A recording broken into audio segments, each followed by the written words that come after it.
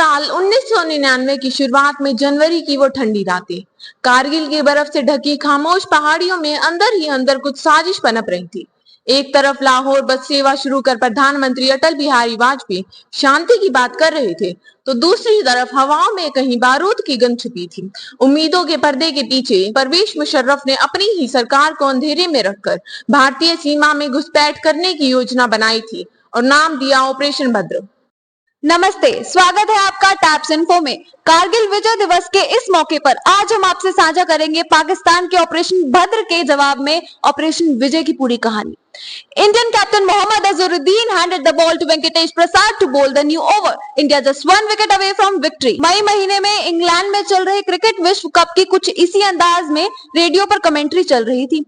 आम जनता के अलावा भारतीय सैनिक भी दूर बर्फीली पहाड़ियों में क्रिकेट के मैदान की इस जंग को दिलचस्पी से सुन रहे थे। थोड़े दिन पहले कुछ स्थानीय चरवाहे ने शिकायत की थी कि कारगिल की ऊंची पहाड़ियों पर कुछ संदिग्ध लोग दिख रहे हैं। बर्फ का अनुमान लगाने और हालात का जायजा लेने 4 जाट रेजिमेंट की एक टुकड़ी कैप्टन सौरभ कालिया की अगुवाई में गश्त पर निकल चुकी। उन्हें लगा कि ऊपर शायद कुछ एक ही आतंकवादी होंगे, लेकिन जैसे जैसे गश्त दल आगे बढ़ा, एहसास होता गया कि यहाँ कुछ भी तो सामान्य नहीं है। फिर इस दल का कोई भी सदस्य जिंदा वापस नहीं लौट पाया। उनकी जान लेने से पहले बर्बरता की हद पार कर उनके कानों में गर्म लोहे की रोड से भेदा गया था। उनकी जीभ और होठ काट दिए गए थे, नाखून नोच लिए गए थे, आंखें निकालने से पहले नुकीली चीज से उनकी आंखें फोड़ दी गई थी। उनके आधे दांत और हड्डियां कई जगह से तोड़ दी गई थी। पाकिस्तान से जब उनके शव कुछ दिन बाद वापस आए तो सबके शरीर पर टॉर्चर के भयानक निशान युद्ध की दस्तक का इशारा थे। तत्कालीन सेना प्रमुखों जनरल वीपी मलिक और एयर चीफ मार्शल टिप्पणीस ने मोर्चा संभाला और इससे नाम दिया ऑपरेशन विजय। दूसरी तरफ भारतीय वायु सेवा ने ऑपरेशन सफेद सागर के नाम से मोर्चा संभाला।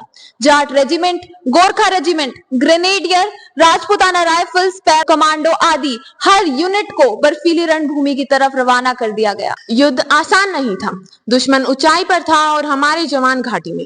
फिर भी कैप्टन मनोज पांडे जय महाकाली का नारा लगाकर दुश्मन के बंकर नष्ट करके शहीद हो जाते हैं। राइफलमैन संजय कुमार अकेले चढ़ाई कर दुश्मन के बंकर में घुसते हैं, गोली खाकर भी पोस्ट पर कब्जा करते हैं। ग्रेनेडियर योगेंद्र यादव गोली लगने के बाद भी रेंगते हुए चढ़ते हैं और अपनी यूनिट को रास्ता दिखाते हैं। जाट बलवान जय हनुमान के नारे के जोश के साथ जाट रेजिमेंट के जवान .5140 पर मोर्चा संभालते हैं। कैप्टन विक्रम भत्रा जुनून के साथ 13 G&K राइफल की टुकड़ियों को लेकर आगे बढ़ते हैं। सीना लहूलुहान और आवाज आती है, ये दिल मांगी मोर।